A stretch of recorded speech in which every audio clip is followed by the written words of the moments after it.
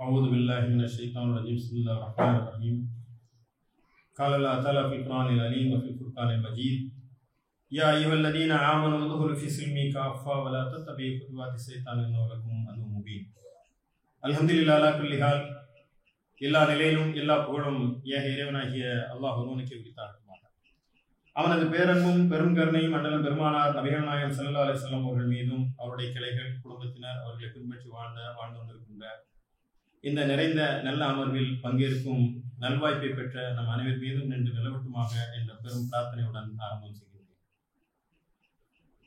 அன்பிற்கும் மரியாதைக்கும் உரிய மௌலவி இஸ்மாயில் இம்தாதி சாஹிப் அவர்களே, பெருநகர செயலாளர் அன்பு சகோதரர் ஷபீர் அலி அவர்களே, ஷபீர் அஹமது அவர்களே, எனக்கு முன்பாக உங்களை எல்லாம் ஆழமான தலைப்பையும் அழகாக நான் வந்து கூட சொன்னேன், பன் பட்டர் ஜாம் மாதிரி அப்படி தடவை கொடுக்குறீங்க, நமக்கு அப்படிலாம் பேச முடியாது, ஐஸ் பிரேக்கிங்கிறீங்க, அப்படி ஃபுல் ஆக்டிவிட்டீஸ்லாம் பண்ணுறீங்க, நமக்கு கொடுக்கக்கூடிய இந்த தலைப்பெல்லாம் கொஞ்சம் கடினமாக இருக்கும். அப்படி உங்களை ஒரு உற்சாகமான ஒரே நிகழ்ச்சி அனுப்பியிருக்கின்ற அன்பு சகோதரர் பேராசிரியர் சலீம் அவர்களே, ஜமாத்தின் உறுப்பினர்களே, இங்கே வருகை வந்திருக்கின்ற சகோதரிகளே, இங்கே ஜமாத் இஸ்லாமியின் இகாமத் தீன் என்ற அந்த பணியிலே வருங்காலத்திலே நம்பிக்கை நட்சத்திரங்களாக எங்களெல்லாம் வழிநடத்த இருக்கக்கூடிய இளம் தலைமுறையிலே உங்கள் அனைவருக்கும் என்னுடைய முதற்கண் செலவாத்தை தெரிவித்துக் அஸ்ஸலாமு அலைக்கும் வரஹ்மத்துல்லாஹி வபரகாத்துஹு. பேசுவதற்கான உடல்நலம் இல்லை. மிக சுருக்கமாக 10-15 நிமிடங்களில் பேசுவதற்குத்தான் உடல்நலம் அனுமதிக்கிறது.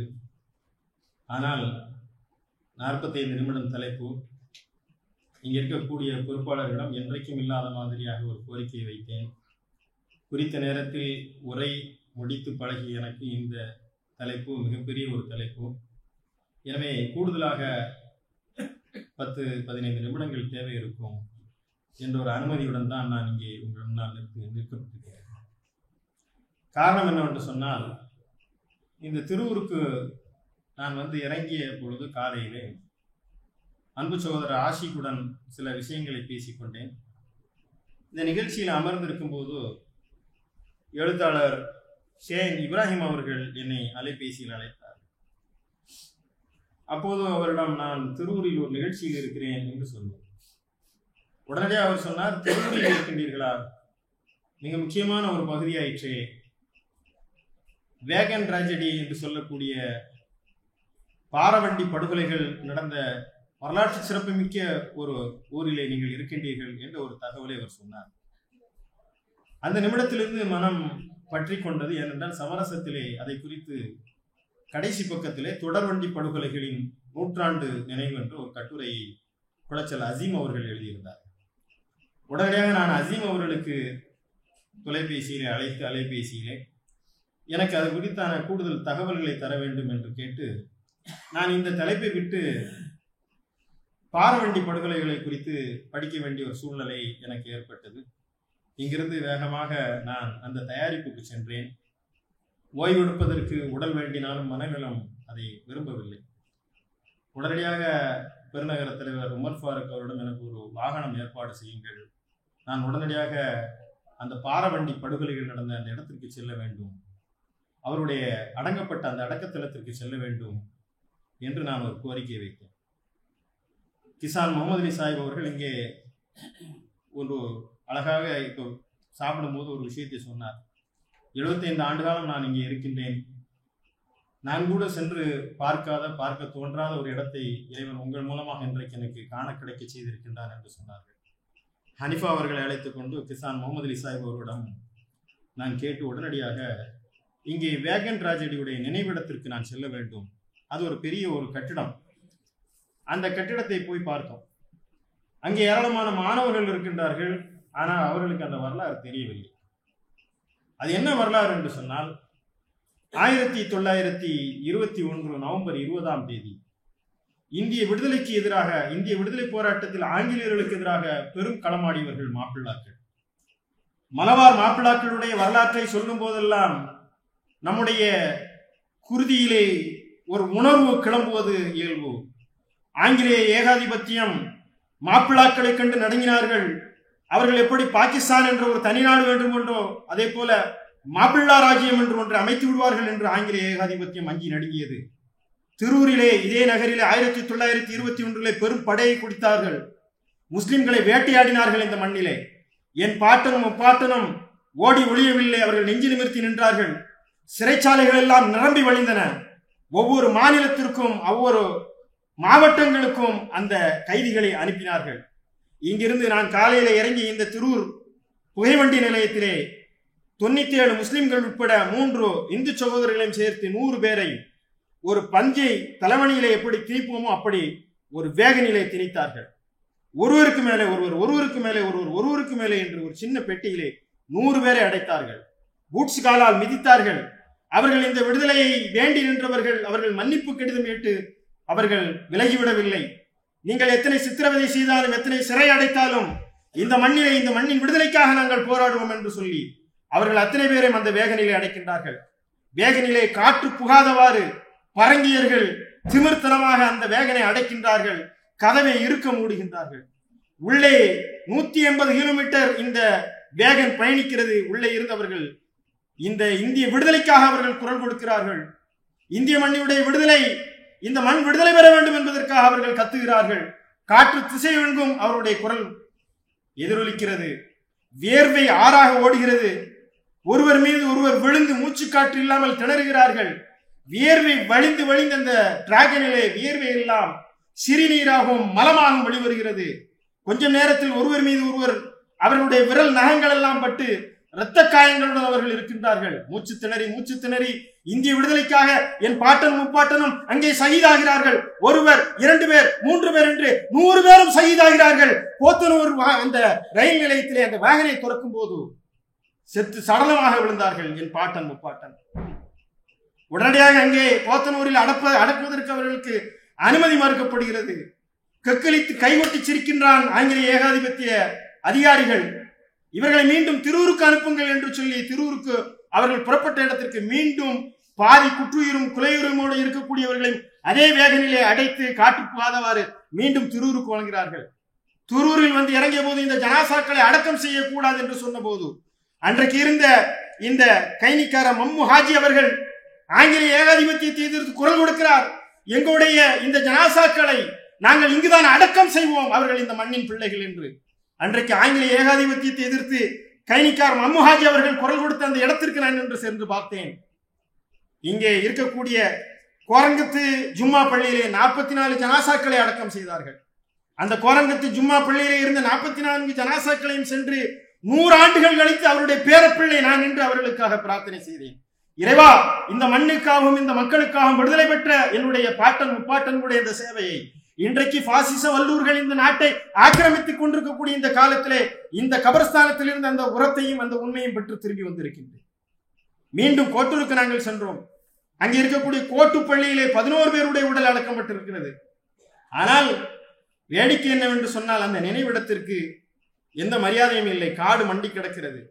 70 பேருடைய பெயர் பட்டியலை எங்க பெயர் பதித்து வைத்திருக்கின்றார்கள்.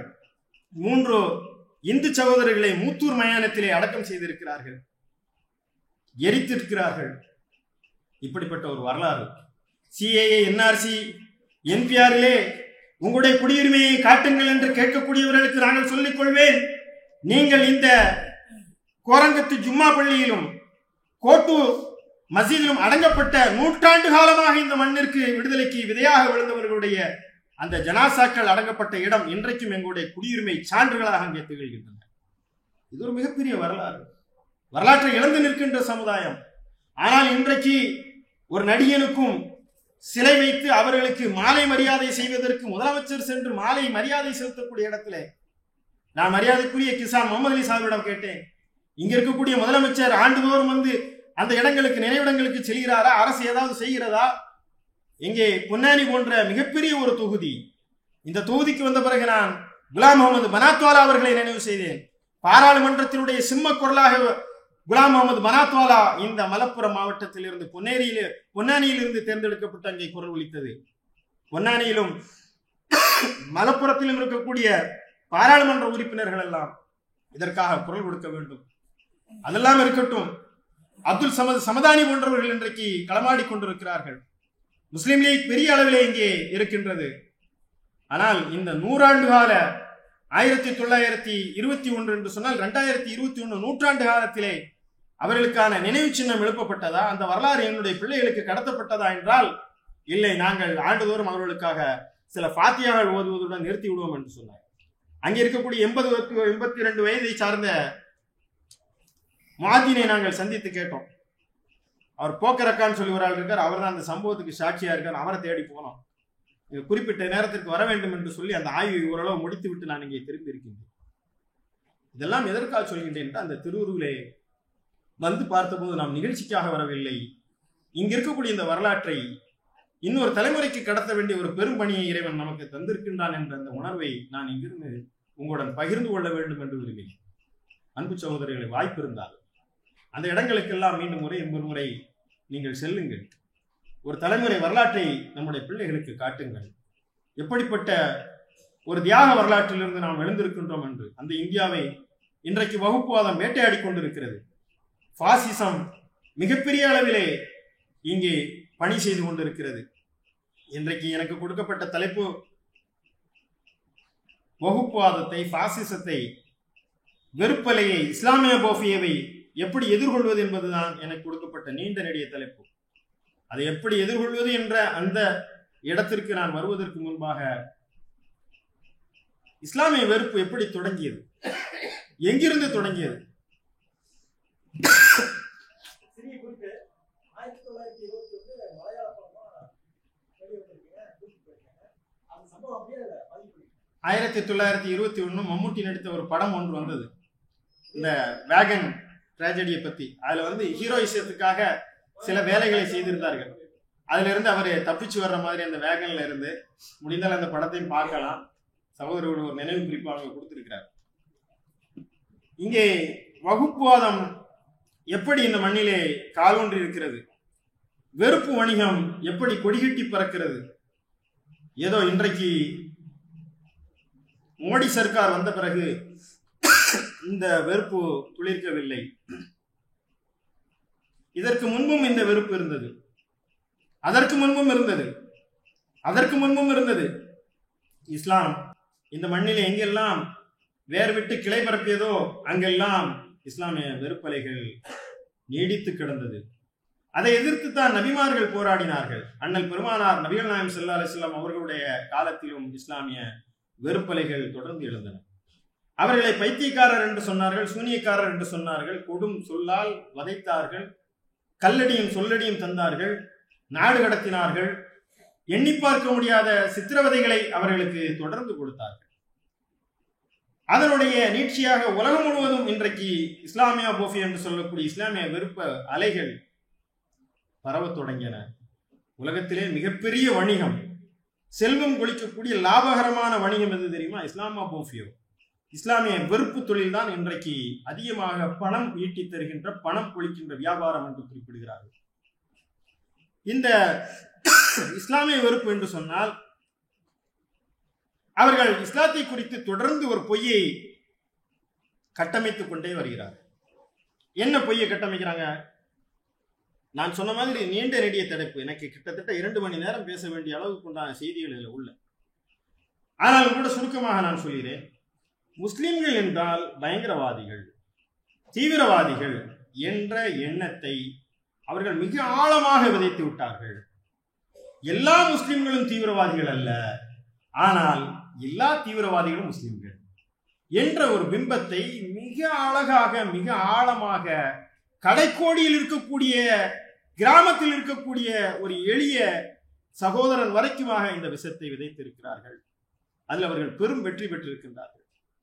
எனவே அது படித்தவர்கள் என்று மாத்திரமல்ல, படிக்காதவர்கள் என்பது மாத்திரமல்ல, குழந்தைகளுடைய உள்ளத்திலும் அந்த விஷ விதையை அவர்கள் விதைத்திருக்கிறார்கள். அவர்கள் வெளியே சொல்வதற்கு தயங்குகிறார்கள்.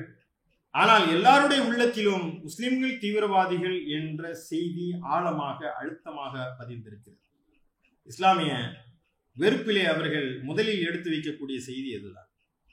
அடுத்து முஸ்லிம்களை குறித்து வரக்கூடிய செய்தி என்னவென்று சொன்னால், முஸ்லிம்கள் எல்லாம் 4 திருமணம் முடித்துக் கொள்வார்கள். பலதார முறை முடிப்பதிலே அவர்கள் பெரும் விருப்பம் கொண்டவராக இருந்தார்கள். அவர்கள் அதிகமான பிள்ளைகளை பெற்றுக் கொள்வார்கள். இப்படி அதிகமான மனைவிகளை கட்டுவதன் மூலமாகவும் அதிகமான பிள்ளைகளை பெறுவதன் மூலமாகவும் அவர்கள் இந்த இந்திய நாட்டை இஸ்லாமிய நாடாக மாற்றுவதற்கான ஒரு முயற்சியை மேற்கொள்கிறார்கள். இந்துக்கள் எல்லாம் புள்ளி விவரம் அடிப்படையிலே விழுக்காடு சரிந்து கொண்டே வருகிறது. முஸ்லிம்கள் வளர தொடங்கிவிட்டார்கள். இவர்களை இப்படியே வளரவிட்டால் இவர்கள் ஒரு பாகிஸ்தானை போல, ஒரு ஆப்கானிஸ்தானத்தை போல இங்கே கொண்டு வந்து விடுவார்கள். எனவே இந்த முஸ்லிம்களுடைய மக்கள் தொகை பெருக்கம் அதிகமாகிக் கொண்டே போகிறது. முஸ்லிம்கள் பலதார மனம் முடிக்கிறார்கள், அதிகமாக பிள்ளை பெறுகிறார்கள். இந்த செய்தியும் பொதுமன்றத்திலே மக்கள் மனதிலே ஊடாடி கிடக்கிறது. பாயினாலே 4 கல்யாணம் பண்ணுவோம். காலையில் கல்யாணம் பண்ணுவான், சாயந்தரம் தலாக் பட்டுருவான். தலாக் தலாக் தலாக் முத்தலாக் சொல்லிடுவான். முத்தலாக் சொல்லிட்டு அடுத்த ஒரு மனைவியை கல்யாணம் பண்ணுவான். அதனால இவர்களுக்கு குடும்ப கட்டுப்பாடு செய்ய வேண்டும், இவர்களை இந்த மண்ணிலிருந்து அப்புறப்படுத்தக்கூடிய நடவடிக்கைகளை மேற்கொள்ள வேண்டும் என்ற அந்த வெறுப்பை விதைத்துக் கொண்டே வருகிறார்கள். அதற்கான தரவுகள் நிறைய நம்மால் அடுக்கிக் கொள்ள முடியும்.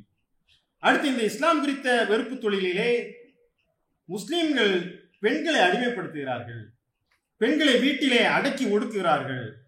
ஹிஜாப் என்று சொல்லக்கூடிய ஒரு ஆடையை அவர்களுக்கு அணிவித்து பெண்களை வீட்டில் முடக்கி வைக்கின்றார்கள். அவர்களை சுதந்திரமற்றவர்களாக மாற்றுகிறார்கள். இது மிக ஆழமாக, எந்த அளவு என்று சொன்னால், பெண்ணியவாதிகள் என்று சொல்லக்கூடியவர்கள், பெண்ணியவாதினா பெண்களுக்கு ஆதரவாக இருக்கக்கூடியவர்கள், ஆனால் பெண்ணியவாதம் இஸ்லாத்துக்கு எதிரானது. எதிராக அல்ல, பெண்ணியவாதம் இஸ்லாத்துக்கு எதிராக செயல்பட்டுக் கொண்டிருக்கிறது. பெண்களுடைய உரிமைக்காக பெண்ணியவாதம் போராடுகிறது என்று சொன்னால், லெஸ்பியனுக்கு ஆதரவாக நீங்கள் போராடுகிறீர்கள் என்று சொன்னால், நிர்வாணத்திற்கு ஆதரவாக அவள் உரிமை என்று நீங்கள் போராடுகிறீர்கள் என்று சொன்னால், ஹிஜாப் அணிவது அவளுடைய உரிமை என்று பேசுவதற்கு கூட எந்த ஒரு பெண்ணிய அமைப்புகளும் இங்கே இல்லை. இந்த பெண்ணிய அமைப்புகள் கூட ஹிஜாப் விஷயத்தில் முஸ்லிம்களுக்கு எதிராக திரும்புகின்ற ஒரு அவலம். எந்த அளவு வெறுப்பு வெற்றி பெற்றிருக்கிறது என்று பாருங்க. பெண்ணிய ஃபெமினிஸ்ட் கூட இந்த ஹிஜாப் விஷயத்தில் முஸ்லிம்களுக்கு ஆதரவாக நிற்க வேண்டியவர்கள், முஸ்லிம் பெண்களுடைய உரிமை அது என்று சொல்லக்கூடியவர்கள், அவர்கள் முஸ்லிம்களுக்கு எதிராக இந்த இடத்திலே நிலைப்பாட்டை எடுக்கக்கூடிய ஒரு சூழ்நிலை ஏற்பட்டிருக்கிறது என்று சொன்னால், பெண்கள் விஷயத்தில் இஸ்லாம் எத்தகைய கடும்போக்கை, கொடூரத்தை கடைபிடிக்கிறது என்பதற்கான ஒரு அழுத்தமான வெறுப்பை இந்த மண்ணில் விதைத்திருக்கிறார்கள். அடுத்து முஸ்லிம்களை குறித்து எழுப்பப்படுகின்ற அடுத்த வெறுப்பு, அவர்கள் இந்த நாட்டுக்கு எதிரானவர்கள், அவர்கள் இந்த மண்ணின் துரோகிகள், அவர்கள் எப்போதுமே இந்த மண்ணிற்கு ஆதரவாக இருக்க மாட்டார்கள். அவருடைய உடல் மட்டும்தான் இங்கே சுத்தி கொண்டிருக்கும், அவருடைய உள்ளமோ பாகிஸ்தானிலும் ஆப்கானிஸ்தானிலும் தான் அவருடைய ஆன்மாவெல்லாம் நடமாடி கொண்டிருக்கும். கிரிக்கெட் விளையாடினாலும் கூட அந்த கிரிக்கெட்டிலே அவர்கள் இந்தியா வெற்றி பெற்றால் மகிழ மாட்டார்கள், பாகிஸ்தான்காரன் சிக்ஸர் அடித்தால் அவன் கைதட்டி மகிழ்வான் என்ற ஒரு போலியான ஒரு கட்டமைப்பை அவர்கள் உருவாக்கி வைத்திருக்கிறார்கள். அவர்கள் எப்போதுமே இந்த மண்ணுக்கு எதிரானவர்கள். இந்த நாட்டுப்பற்று என்பது அவர்களிடம் உள்ளத்திலே அணுவளவும் கிடையாது. அவர்கள் இந்த நாட்டினுடைய எதிரிகள் என்ற ஒரு செயலை அவர்கள் மீண்டும் அழுத்தமாக கட்டமைத்து வைத்திருக்கிறார்கள். அடுத்து இந்த வெறுப்பில் அடுத்த கட்டத்தை நீங்கள் பார்த்தால், முஸ்லிம்களுடைய அதிகமான பணி மதமாற்றத்தில் அவர்கள் ஈடுபடுவார்கள். அவர்கள் நைஸாக பேசி பெண்களை எல்லாம் கவர்ந்து அவர்கள் தாங்கள் திருமணம் செய்து கொண்டு மதமாற்றக்கூடிய ஒரு தொழிலை செய்து வருகிறார்கள். இன்னும் சொல்வதானால், பணத்தை காட்டி, அவர்கள் ஆசை வார்த்தைகளை காட்டி, அல்லது அவர்கள் மிரட்டி இந்த இஸ்லாத்தின் பக்கம் அவர்கள் சேர்த்துக் கொண்டே இருக்கிறார்கள். எனவே மதமாற்றுவதிலே அவர்கள் கெட்டிக்காரர்கள். கட்டாய மதமாற்றத்தை கொண்டு வர வேண்டும், கர்வாபசி தாய் மதத்திற்கு திரும்ப வேண்டும் என்ற ஒரு பெரும் பரப்புரை எல்லாம் முன்னெடுத்தார்கள். எனவே முஸ்லிம்கள் மதமாற்றத்திலே ஈடுபடக்கூடியவர்கள், அவர்கள் ஆபத்தானவர்கள். அடுத்து முஸ்லிம்களை நம்பி நாம் எதுவும் செய்ய முடியாது. இன்றைக்கு இந்த ஜிஹாதுடைய வகைகளை பார்த்தால் நிறைய வகைகள் இருக்கிறது. சொன்னால் நீங்க நம்ப மாட்டீங்க, ஏதோ அடிச்சு விடுறாங்கிற மாதிரி உங்களுக்கு தோணும். அந்த மாதிரி ஜிஹாத் பேர் வச்சிருக்காங்க. ஜிஹாது கேள்விப்பட்டிருக்கோம், லவ் ஜிஹாத் அதுவும் கேள்விப்பட்டிருக்கோம். லவ் ஜிஹாதுன்னா என்ன? ஒரு பெண்ணை லவ் பண்ணி இஸ்லாத்துக்கு கொண்டு வந்து அவளை ஆப்கானிக்கோ அந்த ஐஎஸ்ஐக்கு சப்ளை பண்றது, இதுக்கு பேரு லவ் ஜிஹாது. லவ் ஜிஹாது. அதுக்கப்புறம் ஒரு ஜிஹாத் வந்து பாருங்க, வர்ஷா யூபிஎஸ்சி தேர்வுல முஸ்லிம்கள் அதிகமாக வென்றார்கள், யூபிஎஸ்சி ஜிஹாது. அதை தாண்டி இன்னொரு ஜிஹாத் சொன்னாங்க, எச்சில் ஜிஹாத். துப்புனா முஸ்லிம்கள் துப்பி அதை கொடுத்துற நோயை பரப்புறான். புரோட்டா ஜிஹாது, புரோட்டாவில் மலட்டுத்தன்மை மருந்த கலந்து இதனால ஒரு பெரிய கலவரமே ஏற்பட்டது. கொரோனா ஜிஹாது, இந்த மண்ணிலே கொரோனாவை பரப்பியவர்கள் தப்லீக் ஜமாத்காரர்கள். தினமணி கொஞ்சம் கூட நடுநிலை இல்லாமல் அபாண்டமாக முஸ்லிம்கள் மீது பழி சுமத்தி தினமணி வைத்தியநாதன் அவர்கள் தலையங்கம் எழுதினார்கள். இந்த கொரோனாவை பரப்பியவர்கள் முஸ்லிம்கள் என்று அவர் துணிந்து எழுதினார். அந்த அளவிற்கு அந்த வெறுப்பின் விதை இங்கே வேரூன்றியது. முஸ்லிம்கள் கொரோனா ஜிஹாதை பரப்பினார்கள். ஒருவர் சிறைச்சாலையில் இருக்கிறார். வழக்கை நாங்கள் விசாரிக்க போது, என்ன வழக்கில் நீங்கள் உள்ள போயிருக்கின்றீர்கள்? வெள்ள ஜிஹாது. வெள்ளத்துக்கு முஸ்லிம்களுக்கு என்ன சம்பந்தம்னா, வெள்ளத்தை இவர்கள் ஏற்படுத்தி வெள்ளத்தை கொண்டு வர செய்து இந்த வெள்ள ஜிஹாதை ஏற்படுத்தி இருக்கிறார்கள். இந்த வெள்ள ஜிஹாது, எச்சில் ஜிஹாது, புரோட்டா ஜிஹாது, யூபிஎஸ்சி ஜிஹாது, என்னென்ன அத்தனை ஜிஹாதும். அப்ப இந்த முஸ்லிம்கள் என்று சொன்னால் இந்த மணி இவ்வளவு சித்திரங்கள், நான் இதை நீட்டிக்கொண்டே சொல்லலாம். அவ்வளவு அடிப்படையிலே முஸ்லிம்கள் குறித்தான இவ்வளவு சித்திரங்களை அவர்கள் மிக அழுத்தமாக தொடர்ந்து கட்டமைத்துக் கொண்டே வருகிறார்கள். அது இந்த அண்மை காலத்திலே அதிகரித்திருக்கிறது. யாரெல்லாம் வெளியே சொல்ல தலைப்பட்டார்களோ, மறைமுகமாக இருந்து செயல்பட்டார்களோ, காங்கிரசுக்குள்ளே பிஜேபிக்காரர்கள் இருந்தார்கள், ஆனால் காங்கிரஸ் கட்சியிலே பொறுப்பில் இருந்தார்கள். ஆனால் இன்று அவர்கள் எல்லாம் வெளிப்படையாக தங்களை பாசிசவாதிகளாக அடையாளப்படுத்திக் கொள்கிறார்கள். அதில் அவர்கள் தங்களை அப்படி அடையாளப்படுத்திக் கொள்வதில் வெட்கப்பட்டு கிடந்தவர்கள் எல்லாம் இன்றைக்கு துணிந்து வெளியே வருகிறார்கள், தயக்கம் இல்லாமல் பேசுகிறார்கள். காந்தியை கொன்றவன் கோட்சே என்பதை சொல்ல தயங்கியவர்கள் இன்றைக்கு பகிரங்கமாக சொல்ல துணிந்து விட்டார்கள். இந்த வெளிப்படைத்தன்மை அவர்கள் வெளிப்பட தொடங்கி விட்டார்கள். இந்த இஸ்லாமிய வெறுப்பலையினுடைய உச்சகட்டத்திலே நாம் இருக்கிறோம். இந்த காலத்திலே எங்கெல்லாம் வெளிப்படுகிறது? கல்வி நிலையங்களிலே அந்த வெறுப்பு வெளிப்படுகிறது. ஒரு பாடம் நடத்துகின்ற ஒரு ஆசிரியர் அந்த வெறுப்பை அவர் மூலமாக வெளிப்படுத்துகிறார். நிறைய நிகழ்வுகள் இருக்கிறது. கடந்த காலத்தை நீங்கள் அலசி பார்த்தால் உங்களுக்கு தெரியும். ஒரு மாற்றுத்திறனாளி ஆசிரியர் ஒருவர் ஒரு இஸ்லாமிய மாணவனை நிற்க வைத்து வரக்கூடிய பிள்ளைகளை எல்லாம் வைத்து கன்னத்தில் அறை வைத்தார். அந்த காட்சியெல்லாம் வலைத்தளங்களிலே வந்தது. பள்ளிக்கூடங்களிலே வெறுப்பு. முஸ்லிம் மாணவர்கள் என்று சொன்னால் அவர்கள் மீது அந்த வெறுப்பை உமிழ்வது. முஸ்லிம் பெண்களுக்கு கர்நாடகாவிலே தேர்வு எழுதுவதற்கு ஹிஜாப் மறுக்கப்பட்டது. கல்வி மன்றங்களிலே இந்த வெறுப்பு பரவுகிறது. கல்வி நிலையங்கள் எல்லாம் காவி நிலையங்களாக மாறுகின்றன. நாம் எந்த கல்வியை கற்பதற்காக நாம் செல்கின்றோமோ, எது எல்லோரையும் சமமாக பார்க்கப்படுகிறதோ அந்த கல்வி நிலையங்கள் வெறுப்பின் மன்றங்களாக மாற்றப்படுகின்றன.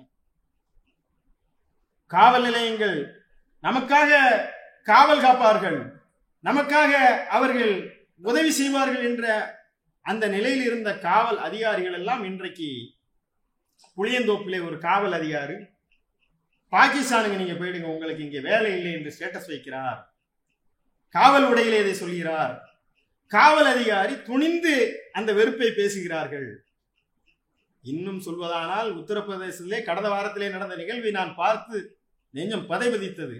காவல் உடையிலே சூலாயுதத்தை ஏற்றி கையில ஏந்தி கொண்டு ஜெய் ஸ்ரீராம் கோஷத்தோடு ஒரு காவல் அதிகாரி உள்ளே வருகிறார் என்று சொன்னால் இந்த வெறுப்பினுடைய வீச்சு எங்கே சென்று விட்டது? கல்வி நிலையங்கள், காவல் மன்றங்கள், நீதிமன்றங்கள். காவல் நிலையத்தை விடுங்க, நீதிபதிட்ட போய் நாம நீதி கேட்கலாம்னு சொல்லி போயாச்சுன்னா, பெங்களூரில் இருக்கக்கூடிய ஒரு நீதிபதி பெங்களூரில் இருக்கக்கூடிய ஒரு பகுதியை பாகிஸ்தானோடு ஒப்பிட்டு பேசுகிறார். பாகிஸ்தானோடு ஒப்பிட்டு பேசியதனால் உச்ச நீதிமன்றம், சுப்ரீம் கோர்ட் அவரை கண்டம் செய்கிறது. இன்னொரு நீதிபதி சொல்கிறார், இங்கே அரசியல் சாசன சட்டம் என்பது இல்லை, இங்கே மனு தர்மம் தான் இருக்கிறது, முஸ்லிம்கள் இந்த மண்ணிலிருந்து விரட்டி அடிக்கப்பட வேண்டியவர்கள் என்று ஒரு நீதிபதி சொல்கிறார் என்று சொன்னால், அப்படி நீதிபதி பேச தயங்கினார் என்று சொன்னால் லோயா போல அவர்கள் கொலை செய்யப்படுவார்கள் என்ற எச்சரிக்கை. எங்களுக்கு ஆதரவாக பேசினால் பாபரி மசீத் தீர்ப்பு வழங்கிய 5 நீதிபதிகள் அனாமத்தாக வந்த அந்த தீர்ப்பிலே 5 நீதிபதிகளுக்கும் ஒருவருக்கு உச்ச நீதிமன்ற போஸ்ட், இன்னொருவருக்கு கவர்னர், இன்னொருவருக்கு இங்க இருக்கக்கூடிய உயர் அதிகாரியான பதவி, கவர்னர் போஸ்ட் வரைக்குமாக அவர்களுக்கு பதவியாக கொடுக்கப்படுகிறது. உச்ச நீதிமன்றத்திலே தலைமை நீதிபதியாக உச்ச நீதிமன்றத்தில் இருந்த சந்திரசூட் அண்மையில் ஒரு செய்தியை சொன்னார். பாபர் மசீத் தீர்ப்பை நான் எப்படி கொடுத்தேன் தெரியுமா? கடவுளிடம் கேட்டுத்தான் அந்த தீர்ப்பு எழுதினேன் என்று ஒரு உச்ச நீதிமன்ற நீதிபதி சொல்கிறார் என்று சொன்னால், இந்த நீதிமன்றங்கள் எல்லாம் காவி மன்றங்களாக மாறிவிட்டன. கல்வி நிலையங்கள், காவல் நிலையங்கள், நீதிமன்றங்கள், அதற்கப்புறம் சட்டமன்றங்களுக்கு சென்றால் சட்டமன்றத்திலே இஸ்லாமிய வெறுப்பை அங்கு பதிவு செய்யப்படுகிறது. அவை குறிப்பு என்ற கொஞ்சம் கூட வெட்கமில்லாமல் அவர்கள் பேச துணிகிறார்கள். ஒரு மாநிலத்துடைய ஆளுநர் இஸ்லாமிய வெறுப்பை துணிந்து பேசுகிறார். இங்கே இது மதச்சார்பற்ற நாடு இல்லை, இது இந்துத்துவ நாடுதான் என்று ஒரு ஆளுநர் பேசுகிறார். எந்த அளவு வெளிப்படைத்தன்மைக்கு இந்த வெறுப்பு வந்து விட்டது. இதை எதிர்த்து பேசுவதற்கு நாம் தயங்குகிறோம். இந்த தலைப்பிலே பேசுவதற்கு நமக்கு மனத்தடை இருக்கிறது. ஆனால் ஒரு ஆளுநர் பேசுகிறார், நம் மக்களால் தேர்ந்தெடுக்கப்பட்ட சட்டமன்ற உறுப்பினர் பேசுகிறார்.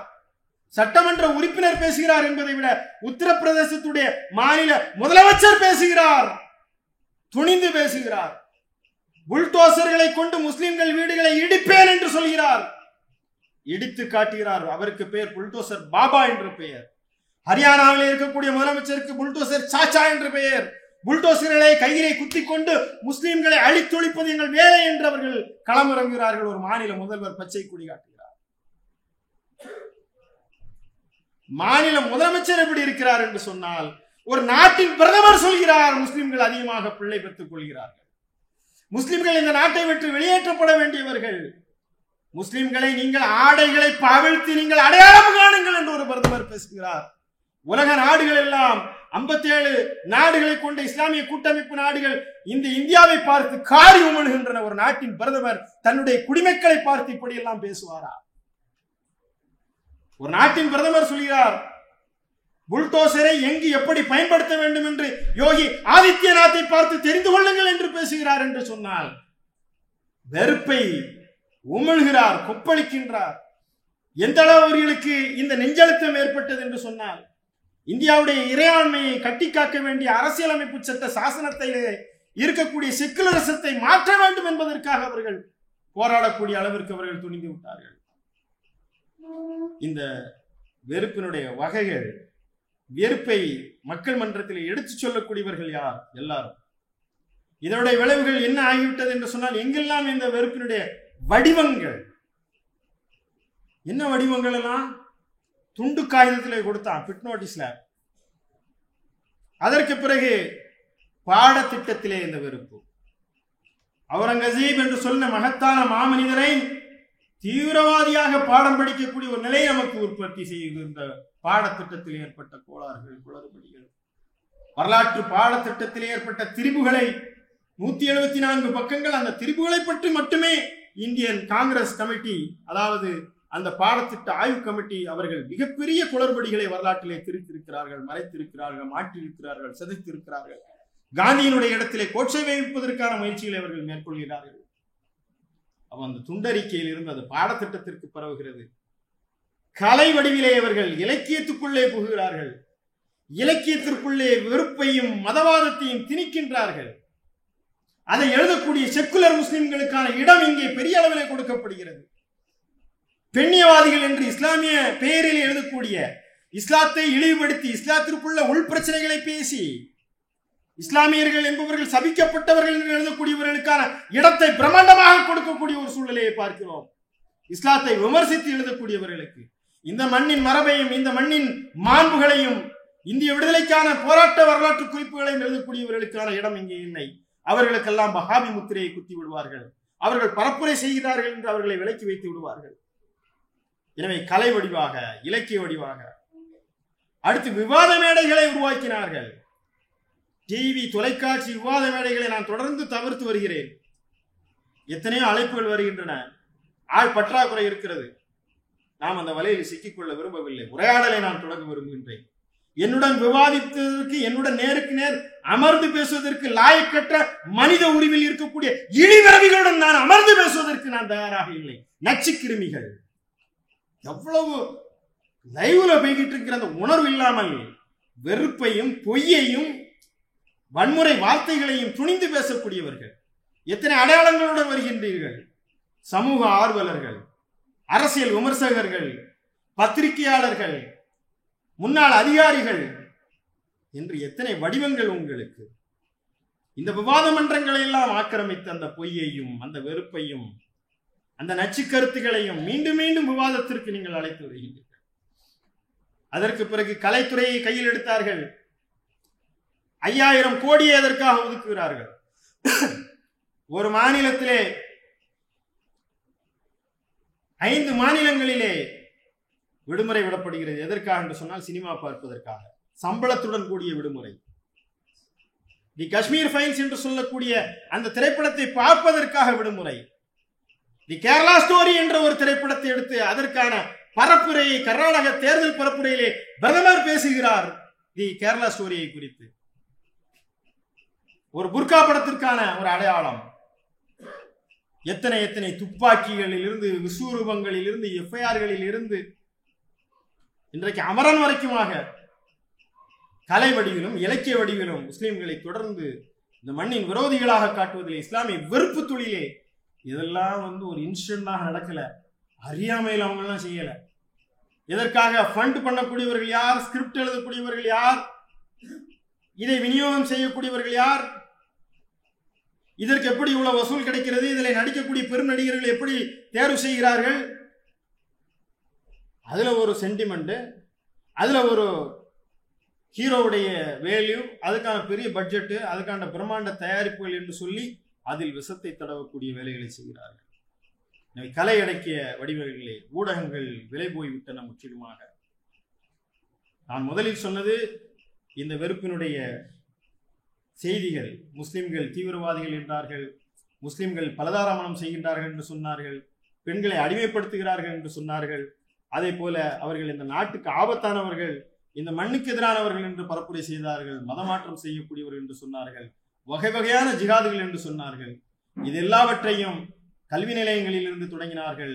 காவல் மன்றங்களில் இருந்து அவர்கள் துணிந்து சொல்ல ஆரம்பித்தார்கள். நீதிமன்றங்கள் பேசின, சட்டமன்றங்கள், முதலமைச்சர்கள், நாட்டின் பிரதமர் வரை பேசினார்கள். அதற்கு பிறகு இதனுடைய வடிவங்கள் துண்டறிக்கையிலிருந்து தொடங்கி பாடத்திட்டம் வரைக்குமாக, கலை இலக்கிய மொழியிலாக விவாத மேடைகள், ஊடக அரங்கு வரைக்குமாக அது வேகமாக பரவிவிட்டது. அதனுடைய விளைவு என்ன? இதனுடைய விளைவு என்ன ஆயிற்று இன்றைக்கு என்று சொன்னால், சமரசத்துடைய பொறுப்பாசிரியராக நான் இருக்கிறேன். உதவி ஆசிரியர் தம்பி ரியாஸ் மொய்தீன் அண்ணன் இந்த மாதிரி இஸ்லாமியா போஃபியோ நிறைய இடங்கள்ல வந்துட்டே இருக்குது, ஆவணப்படுத்தணும், டாக்குமெண்டேஷன் இல்லாம இருக்கிறோம், அது ஒரு தொடர் பண்ணலாம. ரொம்ப கரெக்ட். அது நாம ஆவணப்படுத்தாத சமுதாயமாக இருக்கோம். சரிப்பா, உனக்கு வேற எந்த வேலையும் இல்லை, நீ தரவுகளுடன் கொண்டு வரணும். சமரசத்தில் வரக்கூடிய செய்திகள் ஆத்தென்டிக்காக இருக்கும். எனவே சரியான தரவுகளுடன் அந்த இஸ்லாமியா போஃபியோ இந்த மாதத்தில இந்த 15 நாட்களில் இஸ்லாத்தின் பெயரால் நடக்கக்கூடிய வெறுப்பு குற்றங்கள் என்னென்ன, இதை நீ பட்டியலிட்டு கொண்டு வா அப்படி சொல்லி ஒரு 2 பக்கம் ஒதுக்கலாம். மாசம் வந்தா பார்த்தா தலைப்பு செய்தியை நான் சொல்றது நீளமான விரிவான செய்திகளுக்குள்ள போல 5 பக்கம் கொண்டு வாங்க. எனக்கு அப்படி குப்புன்னு வேத்துருச்சுன்னா இவ்வளவு சம்பவங்கள் நடக்குதா? எல்லாமே ஆத்தென்டிக்காக உள்ளது. நான் பல ஆதாரபூர்வமான தகவல்களுடன் வட மாநிலங்களில் வரக்கூடிய ஃபேக்ட் செக்கர்கள் மூலமாக ஜுபேர் போன்றவர்கள்லாம் நிறைய இங்கே இருக்கிறாங்க. நிறைய செய்திகள், மக்தூப் மீடியா போன்ற பல செய்திகள்லாம் தரவுகளிலிருந்து நான் கொண்டு வரேன். ஆய்வு செய்து நானும் செக் பண்ணி பார்க்குறேன். 5 பக்கத்துக்கு வருது. அடுத்த மாதம் 6 பக்கம், 8 பக்கம். இந்த மாத இந்தியா என்ற ஒரு தொடர் வருகிறது. வேறு எந்த பத்திரிகையிலும் வராத ஒரு செய்தியை சமரசம் மிகப்பெரிய அளவிலே களப்பணி செய்து கள ஆய்வு செய்து கொண்டு வருகிறது. வாசிப்பதற்கு நாதியற்ற சமுதாயத்தில் எங்களுடைய கூக்குரலை நாங்கள் முடிந்த வரைக்கும் கத்தி கத்தி ஓயும் வரைக்கும் அந்த செய்தியை சொல்லிக் கொண்டே இருப்போம். இனி ஒரு தலைமுறை எப்படி 100 ஆண்டுகளுக்கு பிறகு இன்றைக்கு தமிழ்நாட்டிலிருந்து புறப்பட்டு வந்து இந்த துரூரிலே அந்த கோட்டுப்பள்ளியிலே நின்று பிரார்த்திப்பதற்கு ஒருவன் கிளம்பி வந்தானோ, அதே போல இன்னும் 100 ஆண்டுகள் கழித்து இந்த வரலாற்றை தேடி பிடிப்பதற்கு என்னுடைய தலைமுறை பிள்ளை வருவான் என்ற அந்த நம்பிக்கையிலே அந்த தொடரை நாங்கள் தொடர்ந்து கொண்டிருக்கிறோம். இந்த மாத இந்தியா இஸ்லாமிய வெறுப்பு குற்றங்கள் என்று 8 தொடர்கள் வந்திருக்கின்றன. இதனுடைய வெளிப்பாடு என்னவென்று சொன்னால், எப்படி ஐரோப்பிய நாடுகளில் எல்லாம் யூதர்கள் மோசமானவர்கள் என்ற அந்த சித்தரிப்புக்கு கொண்டு வந்து ஹோலோகாஸ்டை எப்படி ஹிட்லர் நடத்தினானோ, யூதர்கள் எல்லாம் அழித்தொழிக்கப்பட வேண்டியவர்கள் என்ற எண்ணத்திற்கு வந்தார்களோ, ருவாண்டாவிலே ட்ரிப்சோ இனத்தினரை அழிப்பதற்கு அவர்கள் மீது எப்படி தொடர்ந்து வெறுப்பை கொண்டு வந்தார்களோ, கற்பன மக்கள் மீது எப்படி வெறுப்பை கொண்டு வந்தார்களோ, அதே போல முஸ்லிம்கள் மீது இந்த வெறுப்பை கொண்டு வர இதெல்லாம் மிகப்பெரிய அளவிலே பாதிக்கப்பட்டது. பொதுமனம் இதற்கு விலை போனது. பொதுமனம் இதற்கு இந்த வலையில் சிக்கியது. அதனால் அவர்கள் ஓடும் ரயில் வண்டியிலே, புகை வண்டியிலே ஹாஃபில் ஜுனைத் பெருநாளை கொண்டாடுவதற்காக தொப்பி வைத்திருந்தார் என்ற காரணத்தினாக என் பிள்ளை 17 இடங்களிலே கத்தியால் குத்தும் போது அந்த புகை வண்டியிலே இருந்தவர்கள் எத்தனை பேர் இருந்தார்கள்? அத்தனை பேரும் வேடிக்கை பார்த்துக் கொண்டிருந்தார்கள் என்று சொன்னால், எதிரிகளை குறித்த அச்சம் எங்களுக்கு இல்லை, மௌனமாக இருக்கக்கூடிய நண்பர்களை குறித்து எங்களுக்கு அச்சம் இருக்கிறது. எவ்வளவு பேர் வேடிக்கை பார்க்கிறான். ரயில் நிலையத்திலிருந்து வீசி எறியப்படுகிறான். இந்திய ராணுவத்திலே பங்காற்றியவனுடைய தந்தை அகிலாக் மாட்டிறைச்சி வைத்திருக்கிறான் என்று சொல்லி அடித்துக் கொல்லப்படுகிறான். ஒரு பெகிர்கான் நட்ட நடு வீதியிலே தூக்கிலேற்றப்படுகிறான். ஒரு ஆசிஃபா வன்புணர்வு செய்யப்படுகிறார். அந்த கயவர்களுக்கு விடுதலை அளிக்கப்படுகிறது. அந்த விடுதலை நாளிலே அவர்களை மாலை அணிவித்து வரவேற்று அவர்கள் காலில் விழக்கூடியவர்கள் அதிகாரத்தில் இருப்பவர்கள். வெடிகுண்டு வைத்த பிரக்யா சிங் போன்றவர்களுக்கு MP பதவி கிடைக்கிறது. அப்ப இதெல்லாம் அவர்களுக்கான கூலியாக கிடைக்கிறது. இதை செய்பவர்கள் துணிகிறார்கள். ஜெய் ஸ்ரீராம் என்று சொல்லி அடித்து ஒருவனை கொலை செய்து அவன் மீது நெருப்பை பற்ற வைத்து அந்த நெருப்பை அவன் மீது வீசி எறிந்து விட்டு அதை வீடியோ எடுக்கக்கூடிய அளவிற்கு வன்மம், அதை பரப்பக்கூடிய அளவிற்கு வெறுப்பு, அதை இன்றைக்கு பகிரக்கூடிய அளவிற்கு வெறுப்பு இந்த மண்ணிலே. இதனுடைய விளைவுகள் 100 ஆண்டு காலமாக அவர்கள் சேர்த்து வைத்த இந்த வெறுப்பின் விதைகள் எல்லாம் இன்றைக்கு விருட்சமாக வளர்ந்து நிற்கின்றன. இந்த புதுமணம் இன்றைக்கு சிக்கலுக்குள் கொண்டு வந்து விட்டது. அவர்கள் சொல்ல தயங்குகிறார்கள். குஜராத் கலவரத்திலே ஒரு மாணவன் சொன்னான், எனக்கு கணக்கு பாடம் நடத்திய கணக்கு வாத்தியார் ஒரு நாள் என் தாயை வன்புணர்வு செய்வான் என்று நான் ஒரு காலமும் நினைக்கவில்லை என்று சொன்னார். நம்முடைய பள்ளிக்கூடத்திலே இருந்து பாடம் படிக்கக்கூடியவர்கள் கோவை கலவரத்திலே நடந்தது என்ன? இன்றைக்கு யாரெல்லாம் அதிலே உள்ளே இணைந்தார்கள், நாம் யாரெல்லாம் நண்பர்கள் என்று சொன்னோமோ அவர்கள் எல்லாம் ஒரு சந்தர்ப்பத்திற்காக காத்திருக்கிறார்கள். எங்களை அடிக்கும் போது உடன் வந்து அடிப்பதற்கு ஆள்கள் இருக்கிறார்களே தவிர தடுப்பதற்கு ஆள்கள் இல்லை. அது தமிழ் தேசியம் பேசுபவர்களாகட்டும், இன்றைய நம்முடன் இருக்கக்கூடிய அரசியல் பேசுபவர்களாகட்டும், ஒப்புக்கு குரல் எழுப்புகிறார்களே தவிர அந்த அச்சத்தை அவர்கள் மதத்தில் விதைத்துக் கொண்டே இருக்கின்றார். நிறைய உதாரணங்களை என்னால் அடுக்கி சொல்ல முடியும். அவர்கள் அந்த வெறுப்பினுடைய ஒரு நிகழ்வுக்கு நான் சொல்கின்றேன். முஸ்லிம்களுக்கு வீடு தர மறுக்கிறார்கள் என்று சொன்னால் ஏன் முஸ்லிம்களுக்கு வீடு கிடைக்கவில்லை? இந்த வெறுப்பினுடைய விளைவு. ஆக இது ஒருவனுடைய மனதிலே இந்த வெறுப்பு 2 விழுக்காடு இருக்கிறது, 4 விழுக்காடு இருக்கிறது, 8 விழுக்காடு இருக்கிறது, 20 விழுக்காடு இருக்கிறது, 60 விழுக்காடு இருக்கிறது, 80 விழுக்காடு இருக்கிறது. இந்த விழுக்காடு வளர்ந்து கொண்டே செல்கிறது. எனவே பொதுமனம் இதற்கான ஒரு வெறுப்பு மனநிலைக்கு உள்ளே வந்து விட்டார்கள். கலைதானே, இலக்கியம் தானே, அது என்ன செய்துவிடும் என்று நாம் நம்புகிறோம். ஒரு புதிதாக இஸ்லாத்தை தழுவிய ஒரு சகோதரி எனக்கு தொலைபேசியில் அழைத்து, அண்ணா நீங்கள் எனக்கு ஒரு உதவி செய்ய வேண்டும்,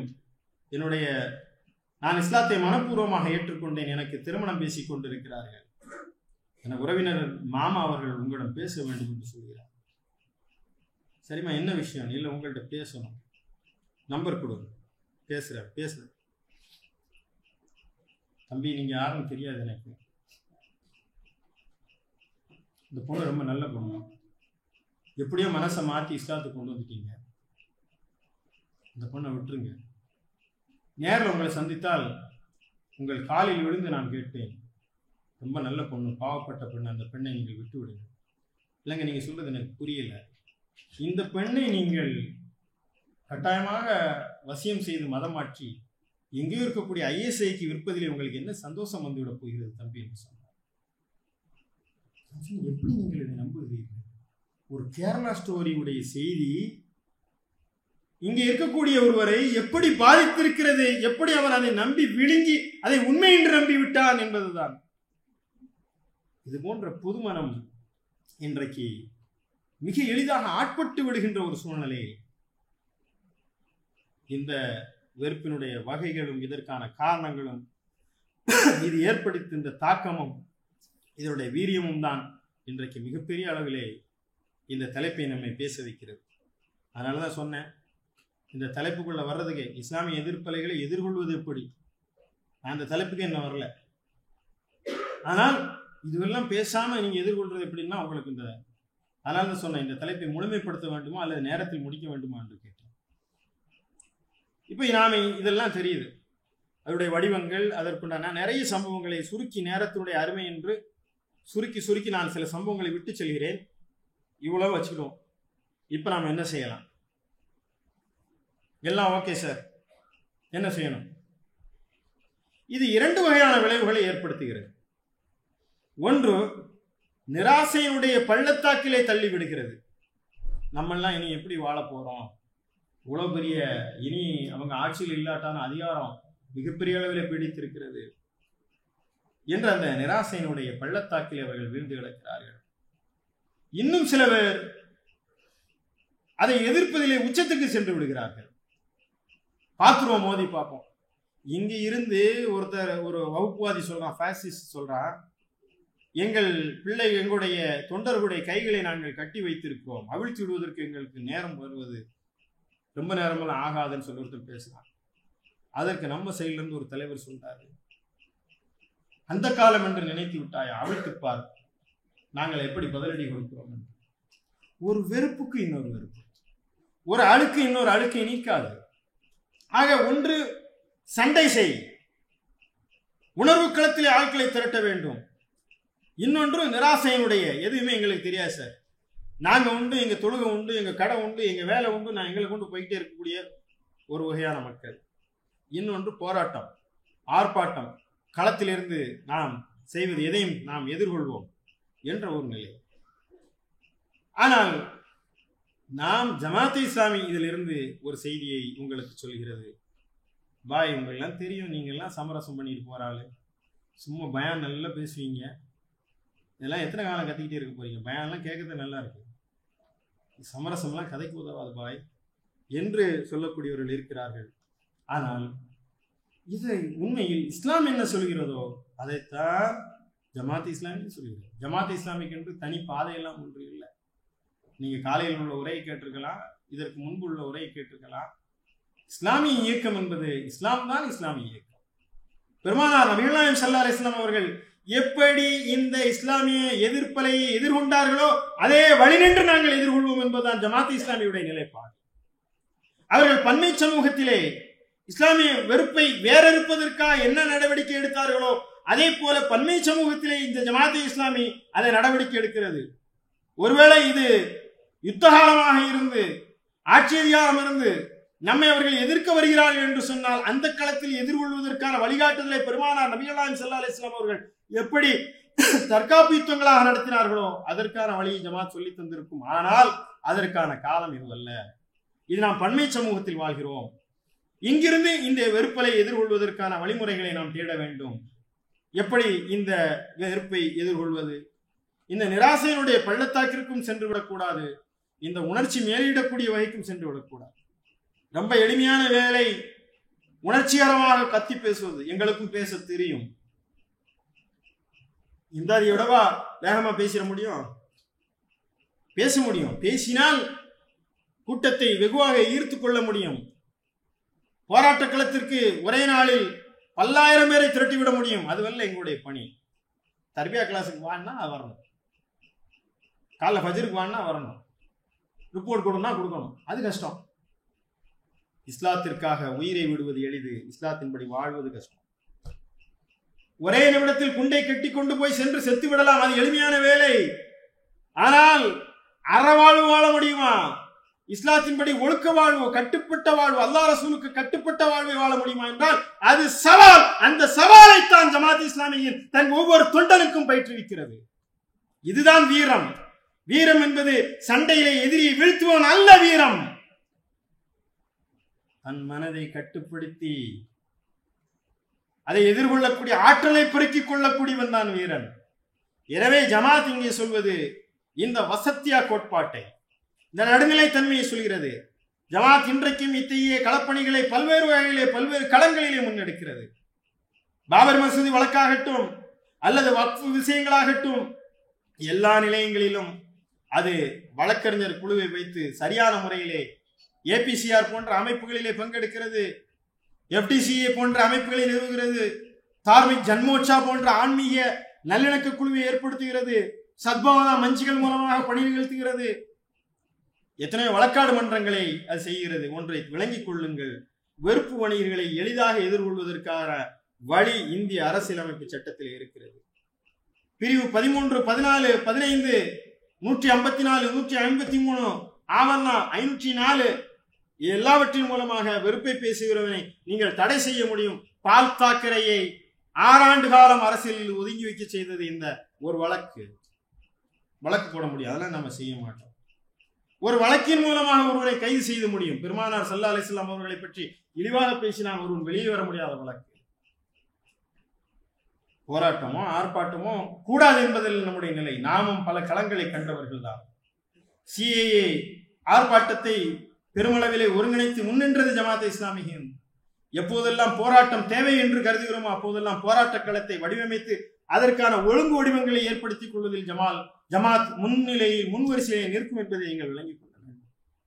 அப்ப இங்கே ஒரு வசத்தியா கோட்பாடு, இந்த நிலையிலிருந்து இதை எப்படி எடுத்து செல்ல போகிறோம் என்று, அடுத்ததாக அதை சட்டப்பூர்வமாக எதிர்கொள்வது மிக முக்கியமான பணி. மக்கள் சந்திப்பு, ஒவ்வொருவரையும் தனித்தனியாக சந்திப்பதை தனிநபர் என்று சந்திப்பு என்று நாம் வைத்திருக்கிறோம். பேச வேண்டும். வெறும் உரைகளினால், ஆவேச பேச்சுக்களினால் இங்கே மாற்றத்தை நிகழ்த்தி காட்டிவிட முடியாது. உள்ளங்களோடு உரையாட வேண்டும். அவர்களிடம் நாம் பேசுவதன் மூலமாக, அவர்கள் உள்ளத்திலே உறைந்து கிடக்கின்ற ஐயங்களை நாம் போக்குவதன் மூலமாக, இந்த உரையாடல் களங்களை பெருக்குவதன் மூலமாக, இங்கே இருக்கக்கூடிய நாம் லட்சம் மக்களை தனித்தனியாக சந்தித்து உரையாடுவதன் மூலமாக, அவர்களெல்லாம் வகுப்புவாதிகள் செய்யக்கூடிய வேலை. அவர்கள் மாநாட்டு போட்டு பேசுவதில்லை, தனித்தனியாக பேசுகிறார்கள். மகளிர் சுய உதவிக்குழு மூலமாக பேசுகிறார்கள். இல்லம் தேடி கல்வி திட்டம் மூலமாக உள்ளே சென்று பிள்ளைகளுக்கு விதத்தை விதைக்கிறார்கள். நாம் விஷத்தை விதைப்பதற்காக நாம் செல்லவில்லை, உண்மையை அன்பை விதைப்பதற்காக நாம் சொல்கிறோம். அவர்கள் பொய்யை மீண்டும் மீண்டும் தனிநபர் சந்திப்பு வாயிலாக அவர்கள் உருவாக்கி கொண்டே இருக்கிறார்கள். எனவே மக்கள் சந்திப்பு, மக்களிடம் நாம் பேசுவதன் மூலமாக, உரையாடுவதன் மூலமாக இந்த வெறுப்பை கணிசமாக நீங்கள் அகற்றிவிடும். ஒரு ஆள் 100 பேரை சந்திங்க, இங்க எத்தனை பேர் இருக்கும்? அவ்வளவு பேரை நீங்கள் உள்ளத்தை வெல்ல முடியும். எல்லாம் ரொம்ப சிம்பிளான பணி. சரியான முறையில பேச வேண்டும். அமர்ந்து பேசுங்கள், தோள் மீது கை போட்டு பேசுங்கள். அவருடைய ஐயங்களை நீங்கள் நிவர்த்தி செய்யுங்கள். அவர்கள் காது கொடுத்து கேட்பதற்கும் உள்ளந்திருந்தும் ஏற்றுக்கொள்வதற்கும் தயாராக இருக்கிறார்கள் என்பதை காலை அமர்வுகளே உங்களுக்கு தோழர்கள் அழகாக சுட்டி காட்டினார். எனவே இது அழைப்பின் பூமி. இது தாருல் ஹர்ப் அல்ல, தாருல் தாவா. இது சண்டையின் நிலம் அல்ல, இது அழைப்பின் நிலம். எனவே இங்கே நாம் இந்த அழைப்பின் வழியாக அவர்களுக்கு நம்முடைய செயலை, நம்முடைய கொள்கையை செயல்வழி நின்று விளக்கும் போது அவர்கள் விளங்கிக் கொள்வார்கள். இவர்கள் வெறுப்புக்குரியவர்கள் அல்ல, இவர்கள் அன்புக்குரியவர்கள் என்று. எனவே நாம் அதை களத்தில் நின்று வெல்ல வேண்டும். அடுத்து அறிவு சண்டைக்கு தயாராக வேண்டும். எத்தனை பேர் இன்னைக்கு மார்க்சியம் படிச்சிருப்போம், எத்தனை பேர் கம்யூனிசம் படிச்சிருப்போம், எத்தனை பேர் பெரியாரிசம் படிச்சிருப்போம், அம்பேத்கரையும் படிச்சிருப்போம். எல்லாம் தெரிஞ்சிருக்கணும் இல்லைங்க.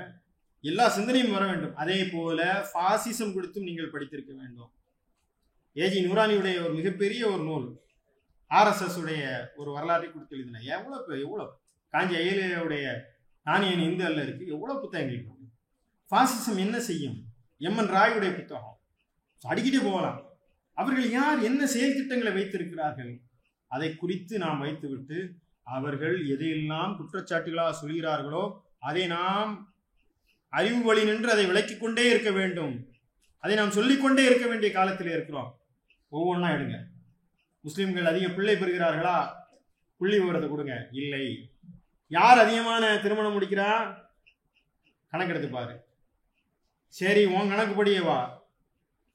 ஒருத்தன் ஒரு பிள்ளை ஒரு மனைவி வச்சிருக்கான். அந்த மனைவிக்கு 2 பிள்ளை பெறான், 3 பிள்ளை பெறான், 4 குழந்தைகள் பெற்றுக் கொள்கிறான். அதே ஒருத்தன் தனித்தையும் இன்னொரு மனைவியை முடிக்கிறான்னா அவன் ஒரு 4 பிள்ளை பெற்றுக்கிறான். இது மக்கள் தொகை பெருக்கும். ஒருத்தனே 4 மனைவி கட்டுறான், 4 மனைவிக்கு 4 பிள்ளை பெறுவானா? அப்ப பலதாரமானம் என்பது பிள்ளையை பெருப்பது குறைக்குமா அதிகரிக்குமான்னு கேட்டா ஆமா இல்லாம. அப்ப இது அறிவுத்தளத்தை சரி ஸ்டாட்டிஸ்டிக்ஸ் எடு. நாங்க முறையா நிக்கா பண்றதுக்கு இவ்வளவு சட்டங்கள் இருக்கிறது, அதற்கான விதிமுறைகள் இருக்கு, ஆனா சின்ன வீடு வச்சுக்கிறான். இதெல்லாம் எங்க அதிகமா இருக்கிறது பாரு. இதுவெல்லாம் நாம் அறிவுத்தளத்திலிருந்து உரையாடல் களத்திலிருந்து பேச வேண்டி இருக்கிறது. சரி, லவ் ஜிஹாத் சொல்றியப்பா, முஸ்லீமா மாத்தி அப்படி ஐஎஸ்சிக்கு அனுப்பணும்னா ஃபாத்திமா அலி யாரு பிஜேபியில் இருந்தாங்க, இன்னைக்கு அதிமுக வந்துட்டாங்க. ஃபாத்திமா அலிவை நம்ம ஐஎஸ்சிக்கு கொண்டு அனுப்பியிருக்கணும், நாங்க ஏன் பிஜேபிக்கு அனுப்பியிருக்காங்களாப்பா? எப்படி? பாஜகவுடைய முக்தார் அப்பாஸ் நக்வி ஒரு இந்து பெண்ணை கல்யாணம் பண்ணாரு, அவர் லவ் ஜிஹாதா பண்ணாரு. கேட்கணும். இந்த மாதிரியான அறிவுத்தளத்திலே நிறைய கேள்விகளை கேட்கும் போது அவர்கள் உணர்ந்து கொள்வார்கள். இதுவெல்லாம் போலியாக கட்டமைக்கப்பட்டிருக்கிறது. ஹிஜாபுடைய உண்மைத்தன்மை என்ன, அதை எந்த தளத்திலிருந்து நாம் பேச வேண்டும், இதெல்லாம் நாம் பேசிக்கொண்டே இருக்கோம். முஸ்லிம்கள் இந்த நாட்டிற்கு செய்த சேவைகள் தியாகங்கள் என்ன, இதெல்லாம் நாம் பேசிக்கொண்டே இருக்கிறோம். ஆனால் பேசி பேசி ஒரு கட்டத்திலே நாம் சோர்ந்து போகக்கூடிய அளவிற்கு நாம் மட்டுமே பேசிக் கொண்டிருக்கிறோம். இதற்கான ஜனநாயக சக்திகளை ஒன்றிணைத்து பேசக்கூடிய ஒரு காலகட்டத்திலும் நாம் இருக்கிறோம். அடுத்து இந்த இஸ்லாமிய வெறுப்பலையை எதிர்கொள்வதற்கு மிக முக்கியமான வழிமுறைகளில் ஒன்று நாம் மக்களுக்கானவர்கள் என்பதை நாம் தொடர்ந்து நிரூபித்துக் கொண்டே இருக்க வேண்டும். அது இயல்பாகவே நம் மார்க்கம் சம்பந்தப்பட்டது. அதனால்தான் பெருவெள்ளம் வந்தபோது முஸ்லிம்கள் களத்தில் நின்றார்கள். அந்த பதிவுகளை எல்லாம் சமரசத்தில் 2 பக்கம் போட்டோம். பாய்மார்கள் எல்லாம் எங்களுக்கு தாய்மார்களாக தெரிகிறார்கள். பள்ளிவாசல்களை இடித்து விடாதீர்கள், ஆபத்து காலங்களில் அவைதான் எங்களுக்கு இடமளிக்கின்றன. உங்களுக்கா வீடு தரமாட்டோம் என்று சொன்னோம், உங்களுக்கு நாங்கள் வீடுகளை திறந்து வைத்திருக்கிறோம் வாருங்கள் என்றெல்லாம் எழுதினார்கள். ஆனால் அதை நாம் தக்க வைக்க வேண்டும். கொரோனா காலத்திலே உடலை தொட்டு தூக்குவதற்கு அஞ்சியவர்களுக்கு மத்தியிலே மருத்துவம் பார்த்த வைத்தியருக்கு அங்கே இடமில்லை என்று சொன்ன போது கூட முஸ்லிம்கள் தன் இன்னுயிரையும் பார்க்காமல் தோளில் சுமந்து சென்று அவர்களை அடக்கம் செய்தார்களே. இதுவெல்லாம் இந்த மண்ணிலே ஒரு பெரும் மாற்றத்தை நிகழ்த்தி காட்டும், வெறுப்பை கணிசமாக குறைக்கும். ஜமாத் இஸ்லாமி ஹைதராபாத் மாநாட்டிலே நடந்த ஒரு நிகழ்வு, அதில் பேசிய ஒரு சகோதரர் சொன்னார், தொடர்ந்து இஸ்லாத்திற்கு எதிராக வெறுப்பை கக்கிக் கொண்டிருந்த ஒருவருடைய வீட்டிற்கு கொரோனா காலத்திலே நாங்கள் தண்ணீர் பாட்டிலை கொண்டு சென்று போட்டோம், வாட்டர் கேன் கொண்டு போட்டோம். அவர் ஒரு கட்டத்திலே மனம் நெகிழ்ந்து போய், உங்களை குறித்து தொடர்ந்து அவதூறாகவும் தவறாகவும் எழுதுகிறேன், எனக்கு நீங்கள் கொடுக்கின்றீர்களே. ஒரு கட்டத்திற்கு பிறகு அவர் தன்னுடைய பழைய பதிவுகள் அத்தனையும் அழித்து விட்டார். இந்த வெறுப்பை இப்படித்தான் நாம் எதிர்கொள்ள வேண்டும், இப்படித்தான் நீக்க வேண்டும். அவர்களுடைய உள்ளத்தை வென்றெடுப்பது எப்படி? அது ரொம்ப சிரமமான காரியம். எனவே மக்கள் பணி செய்வது, களத்தில் நிற்பது, உரையாடுவது, அறிவு சண்டை செய்வது, அறிவுத்தரமாக அவர்களுக்கு பதில்களுக்கு வாதங்களுக்கு விடையளிப்பது. அதற்கு பிறகு நாம் செய்ய வேண்டிய மிக முக்கியமான பணி, இன்றைக்கு எப்படிப்பட்ட காரியங்களில் அவர்கள் உள்ளத்திலே மாற்றி இருக்கின்றன என்பதற்கான நிறைய உதாரணங்களை நான் சொல்ல முடியும். வயநாட்டிலே மிகப்பெரிய வெள்ளச்சரிவு ஏற்பட்ட போது இங்கே திண்டுக்கல்லிலே பல நிகழ்வுகள் இருக்கின்றன. திண்டுக்கல்லிலே முஜீப் என்ற ஒரு கடை, பிரியாணி கடை. அந்த முஜீப் என்ன செய்தார் என்று சொன்னால், எங்க கடைக்கு வாங்க சாப்பிடுங்க, உங்களுக்கு இன்னைக்கு சாப்பாடு இலவசம் என்று சொன்னார். பிரியாணி ஃப்ரீ, ஆனால் நீங்க சாப்பிட்டுட்டு நீங்க என்ன விரும்புறீங்களோ அந்த காசை இலை கீழே வச்சிருங்க, அந்த காசெல்லாம் எடுத்துட்டு போய் நான் வயநாட்டில் பாதிக்கப்பட்டவர்கள் கொடுத்துருவேன்னு சொன்னாரு. மக்கள் அலைமோதினார்கள், லட்சம் லட்சமாக அந்த இலைக்கு கீழே வைத்தார்கள். பல கோடி ரூபாயை முஜீப் இங்கிருந்து வயநாட்டிலே வெள்ளத்தால் பாதிக்கப்பட்டவர்களுக்கு, நிலச்சரிவினால் பாதிக்கப்பட்டவர்களுக்காக எடுத்து சென்று கேரள முதல்வரிடம் கொடுத்தார். இந்த மாடலை பின்பற்றி பல உணவகங்களிலே இதே போன்ற வயநாடு இலவச உணவை அவர்கள் விநியோகிக்க தொடங்கினார்கள். கேரளாவில் முஜீப் சங்கம் ஒன்று இருக்கு. யாரெல்லாம் முஜீபுர் ரஹ்மான் பேர் வச்சிருக்காங்க அவங்க எல்லாம் சேர்ந்து ஒரு சங்கம், 57 முஜீப் சேர்ந்து ஒரு சங்கம் ஒன்று ஆரம்பிச்சு, அந்த 57 முஜீபு சேர்ந்து கேரளாவிலிருந்து பஸ்ஸை பிடிச்சி திண்டுக்கலுக்கு வந்து முஜீபே என்று சொல்லி கண்ணீர் விட்டு அழுத காட்சிகள் எல்லாம் பார்த்தோம். உள்ளங்களை வெல்லக்கூடிய இது போன்ற பணிகள். யோகி ஆதித்யநாத்திற்கு பதில் சொல்லியவர், பிரதமர் மோடிக்கு பதில் சொல்லிய சுபஹான் கான் பதில் சொன்னான். வெள்ளம் வந்தது, வெள்ளம் அங்கே கரை புரண்டு ஓடுகிறது. 10 பேர் வெள்ளத்திற்கு அந்த புறம் நிற்கின்றார்கள். உள்ள போக முடியல. புல்டோசர் ஓட்டக்கூடியவர், ஜேசிபி மிஷின் வைத்திருக்கக்கூடிய சுபஹான் கான் யோசிக்கிறார், நான் போய் அவர்களை காப்பாற்றி விட்டு வரட்டுமா என்று. உள்ள போனா மாட்டிக்கிருப்பா. அவர் சொன்னார், போனால் நான் ஒருவன், வந்தால் 10 உயிர், நான் போகிறேன் என்று சொன்னார். இது நமக்கு ஒரு செய்தி. ஆனால் இந்த கரையில் நின்று பார்த்துக் கொள்ளக்கூடிய சுபானுடைய பிள்ளை சொல்கிறது, எங்க வாப்பா வெள்ளத்துல போகிறார் என் கண் முன்னால், எங்களுடைய உள்ளம் என்ன பாடுபட்டிருக்கும் என்று நீங்கள் நினைத்து பாருங்கள். சுபான் கான் போறார், வெள்ளம் வருகிறது, மீண்டும் போகிறார், மீண்டும் வருகிறார். இறுதியில் போராடி அந்த 10 உயிர்களை மீட்டு விட்டு திரும்புகிறார் சுபான் கான். அந்த புல்டோசர் 35 லட்சம் ரூபாய் புல்டோசரை அது போனாலும் பரவாயில்லை என்று சொல்லிக் கொடுத்த ஒரு சகோதர சமுதாய சொந்தத்தை சேர்ந்தவர். சுபான் கான் சொன்ன பாடம், புல்டோசர்கள் என்பது வழிபாட்டு தலங்களை இடிப்பதற்கல்ல, புல்டோசர் என்பது மனித உயிர்களை பழிவாங்குவதற்கல்ல, புல்டோசர் என்பது அந்த கட்டிடங்களை இடித்து சிதைப்பதற்கல்ல, புல்டோசர் என்பது மனித உயிரை பழிவாங்குவதல்ல, மனித உயிரை வாழ வைப்பது புல்டோசர் தான் என்பதை யோகி ஆதித்யநாத்தும் பிரதமர் மோடியும் பாடம் கற்றுக்கொள்ளுங்கள் என்று உலகத்திற்கு பாடம் கற்பித்தான் புல்டோசர் ஹீரோ சுபான் கான்.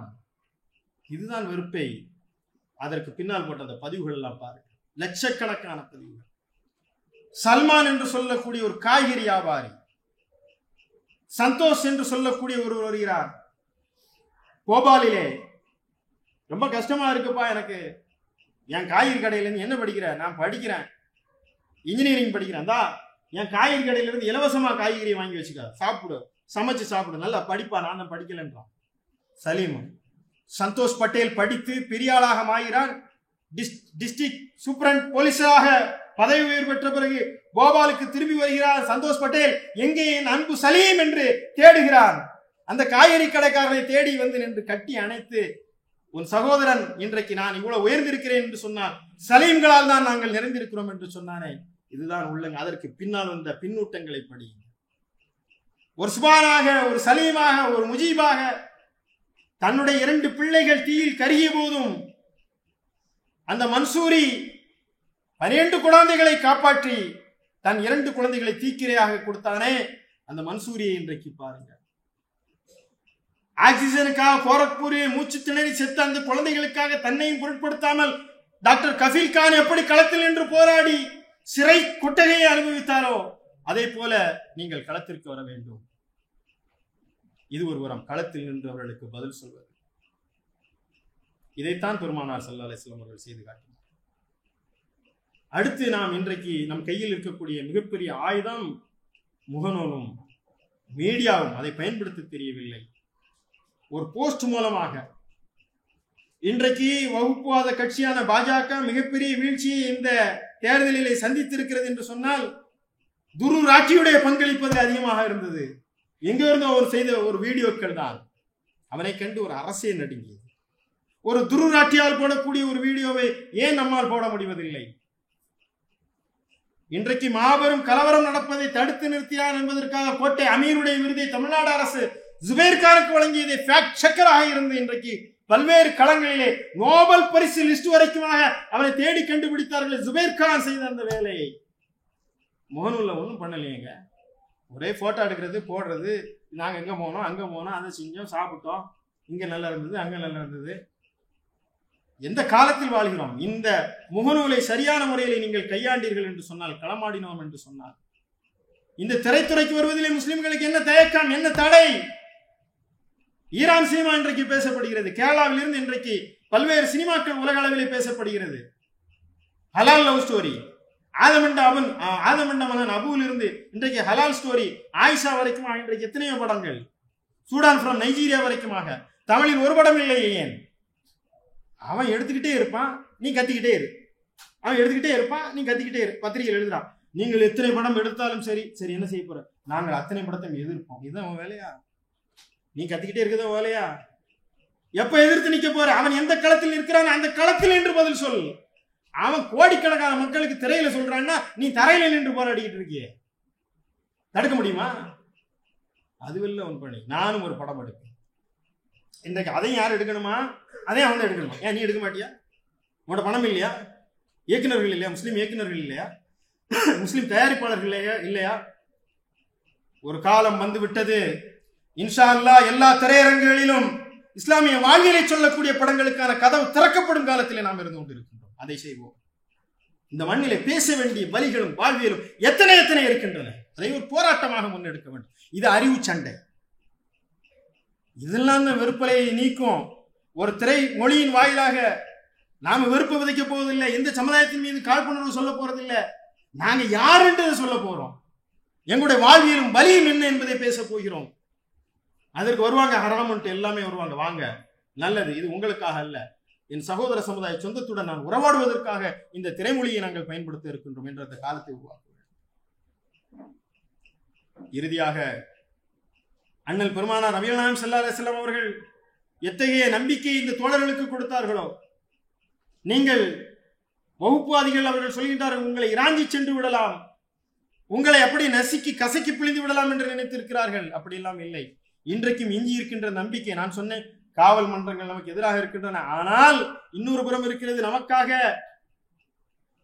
போராடி குஜராத்திலே இன்றைக்கு இருக்கக்கூடிய ஆர்பி குமார் போன்ற அதிகாரிகள், கர்கரே போன்ற அதிகாரிகள் எல்லாம் நம் பக்கம் நீதியின் பக்கம் நின்றார்கள். நம் பக்கம் அல்ல, நீதியின் பக்கம் நின்ற நேர்மையான அதிகாரிகள் உயிரை கொடுப்பதற்கும் இருக்கின்றார்கள். நீதிமன்றங்களிலே இன்றைக்கும் நல்ல நீதிபதிகள் இருக்கின்றார்கள். இன்றைக்கும் வழக்காடி நம்மால் வெற்றி பெற முடியும். முழுவதுமாக இந்த நிலை சீர்கிட்டு விடவில்லை. அலிகர் பல்கலைக்கழகம் 100 ஆண்டு காலமாக சிறுபான்மை அந்தஸ்து இல்லை என்று சொன்ன போது வழக்கு மன்றத்திலே இன்றைக்கு இந்த காலத்திலே தீர்ப்பு வந்திருக்கிறது, ஆம், அது சிறுபான்மை பல்கலைக்கழகத்திற்கு உரிமை பெற்றதுதான் என்று. செக்குலரிசம், மதச்சார்பின்மை என்ற வார்த்தையை நீக்க வேண்டும் என்று சொன்ன போது உச்ச நீதிமன்றம் வரைக்குமாக கதவை தட்டி அதை நீக்க முடியாது என்ற உத்தரவை பெற்றிருக்கின்றோம். மதரசாக்களுடைய பாடத்திட்டங்களிலே மதரசாக்களை தடை செய்ய வேண்டும் என்று சொன்னபோது அப்படியெல்லாம் ஒன்றும் செய்ய முடியாது என்ற நீதிமன்ற தீர்ப்பை பெற முடிந்தது. புல்டோசர்களால் இடித்துக் கொண்டிருக்கும் போது புல்டோசர்களை வைத்துக் கொண்டு நீங்கள் இடிக்கக்கூடாது என்ற தடை உத்தரவை இந்த நீதிமன்றங்களால் பெற முடிந்தது. ஆலிம்களை உருவாக்குவதை போல நீதிபதிகளை உருவாக்குங்கள், வழக்கறிஞர்களை உருவாக்குங்கள், கல்வியாளர்களை உருவாக்குங்கள், மாவட்ட காவல்துறை அதிகாரிகளை உருவாக்குங்கள். மாவட்ட ஆட்சியார் நினைத்தால் அவர் லா அண்ட் ஆர்டர் மூலமாக ஒரு கலவரத்தை கட்டுப்படுத்த முடியும். போராட்ட குழுக்களா நாம் என்றால் அதையும் காலம் தேவைப்பட்டால் செய்வோம். எனவே அந்த களத்தை தாண்டி நம்முடைய ஆற்றலை பெருக்கிக் கொள்ள வேண்டிய ஒரு காலமும் இருக்கிறது. எனவே இந்த நீதிமன்றங்களின் வாயிலாக இந்த ஜனநாயக பூர்வமாக கட்டமைக்கக்கூடிய இந்த சனாதன சக்திகளை எதிர்த்து நிற்கக்கூடிய நம்முடைய சொந்தங்கள் எல்லாம் இந்த மண்ணிலே இருக்கிறார்கள். அவர்களுடன் நாம் கைகோர்த்து நின்று பணிபுரிய வேண்டிய ஒரு காலகட்டம் இருக்கிறது. இன்றைக்கும் நமக்காக முன்வரிசையில் இருக்கக்கூடியவர்கள் சகோதர சமுதாய சொந்தங்கள். சிஏ என்ஆர்சியை பார்த்தோம். சாமியார்களும் சகோதர சமுதாய சொந்தங்களும் அந்த போர்க்காலத்திலே, அந்த போராட்டத்திலே, ஆர்ப்பாட்டத்திலே பங்கெடுத்தார்கள். எனவே அவர்களை எல்லாம் ஒருங்கிணைத்தவரை நாம் செய்ய வேண்டும். அடுத்து இறுதியாக அண்ணல் பெருமானார் நபிகள் நாயகம் ஸல்லல்லாஹு அலைஹி வஸல்லம் அவர்கள் எப்படிப்பட்ட ஒரு நம்பிக்கையை விதைத்தார்களோ அந்த நம்பிக்கையை விதைக்கக்கூடிய நம்பிக்கையின் காலத்திற்கு நாம் வர வேண்டும். நிராசை அடைந்து விடாதீர்கள், நம்பிக்கை இழந்து விடாதீர்கள், சரணடைந்து விடாதீர்கள். லா தயாஸ், நிராசை அடைந்து விடாதீர்கள். லா தஹ்சன், கவலை அடைந்து விடாதீர்கள். இறை நம்பிக்கையுடைய பெரும்பலம் ஈமான் என்று சொல்லக்கூடிய அந்த நம்பிக்கை. கடந்த மாதத்திலே புத்தக சந்தையிலே ஒரு நண்பருடன் நான் பேசும்போது அவர் சொன்னார், அமீன், உங்களுக்கு காசா மீது இன்னும் நம்பிக்கை இருக்கிறதா என்று கேட்டார். நான் மீண்டும் கேட்டேன், உங்களுக்கு அந்த நம்பிக்கை இருக்கிறதா என்று கேட்டேன். அவர் சொன்னார், அக்டோபர் 7ஆம் நாள் எனக்கு மிகப்பெரிய நம்பிக்கை இருந்தது. ஆனால் நாள் செல்ல செல்ல அந்த நம்பிக்கை கொஞ்சம் கொஞ்சமாக உடைந்து தகர்ந்தது. நான் சற்றேறக்குறை இப்போது மனநோயாளியின் அளவிற்கு வந்து விட்டேன். நிச்சயமாக என்னால் சொல்ல முடியும், காசா அழிந்து விட்டது. இனி ஒருபோதும் அந்த மண்ணிலே அமைதி திரும்பாது என்பதுதான் என்னுடைய தீர்க்கமான முடிவு. அதற்கு 1000 ஆதாரங்களை தர முடியும் என்று சொன்னார். நான் முற்றிலுமாக கைவிட்டு விட்டேன் என்று சொன்னார். ஆனால் அத்தனை மருத்துவர்கள் கைவிட்ட பிறகும் தன்னுடைய தாய் பிழைத்துக் கொள்வாள், என் பிள்ளை பிழைத்துக் கொள்வாள், அந்த இதயம் மீண்டும் துடிக்கும் என்று ஒரு தாய் உள்ள வெளியே கதறி அழுகிறதே, அதே போன்ற இந்த இறை நம்பிக்கையின் பலம் எங்களுக்கு இருந்தது. நாங்கள் மீண்டும் சொல்வோம், சின்வாரின் கைத்தடிகளை நாங்கள் கட்டி எழுப்புவோம், இஸ்மாயில் ஹானியாக்களை நாங்கள் உருவாக்கி காட்டுவோம், ஷேக் அகமது யாசின்களை இந்த மண்ணில் இருந்து மீண்டும் பிறப்பித்து காட்டுவோம். இன்றைக்கு இஸ்ரேல் அடிபடுகிறது, சண்டை நிறுத்தத்திற்கு வருகிறது என்று சொன்னால் உங்களுக்கு இல்லாத அந்த நம்பிக்கை இறை நம்பிக்கையாளன எங்களுக்கு இருக்கிறது. ஒரு நாள் நிச்சயம் மஸ்ஜித் அக்ஸா வெற்றி கொள்ளப்படும், பலஸ்தீனம் மீண்டும் மீண்டும் எழும். அந்த நம்பிக்கை எங்களுக்கு இருக்குது. இந்த நம்பிக்கையை சுவாசித்துக் கொண்டுதான் இந்த போர்க்களத்தில் இன்றும் சரணடைந்து விடாமல் கடைசி மூச்சிலே தன்னிடம் இருக்கக்கூடிய கைத்தடியை கொண்டு ஏகாதிபத்தியத்தை எதிர்த்து நின்று என்று சொல்லக்கூடிய ஒரு செய்தியை சொல்லிவிட்டு ஷஹீத் சின்வார் மறந்திருக்கின்றார். அதே போல நம்பிக்கையின் பிறை வெளிச்சங்களை நாம் கொண்டிருக்கிறோம். இந்த காலம் மாறும். ஒரு நாள் அண்ணல் பெருமானார் நபிகள் நாயகம் ஸல்லல்லாஹு அலைஹி வஸல்லம் எத்தகைய நம்பிக்கை விதைத்தார்கள். பசி வயிற்றிலே கல்லை கட்டி கொண்டு சொன்னார்கள், ரோம் சாம்ராஜ்யத்துடைய அந்த தங்க காப்புகள் உங்களுக்கு கிடைக்கும் என்று சொன்னார்கள். தோழர்கள் சிரிக்கவில்லை, நம்பினார்கள். இன்றைக்கும் நாங்கள் நம்புகிறோம். இந்த வெறுப்பறைகளை ஒரு நாள் துடைத்தெறிவோம். அன்பின் பூமியாக இந்த தேசத்தை கட்டமைப்போம். இந்த இந்திய அன்பின் நாடாக மாறும் என்பதில் எங்களுக்கு நம்பிக்கை இருக்கிறது. நீங்கள் எத்தனை விஷத்தை விதைத்தாலும், எத்தனை வெறுப்பை தூவினாலும் அன்பின் விதை ஒரு நாள் செழித்தோங்கும் என்பதற்காக அல்லாஹ் யாரை கொண்டு இந்த மார்க்கத்தை மேலோங்க செய்வான்? அபூ சுஃபியான் இந்த பத்ருடைய யுத்தத்திற்கு காரணமாக அமைந்தவர்.